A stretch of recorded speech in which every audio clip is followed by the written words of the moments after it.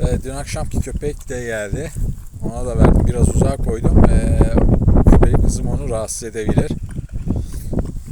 Süslü az önce tayı tabağından yedi.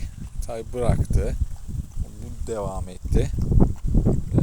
Küpeli kızım orada yemeye devam ediyor. Bu da yesin, yeni gelen de.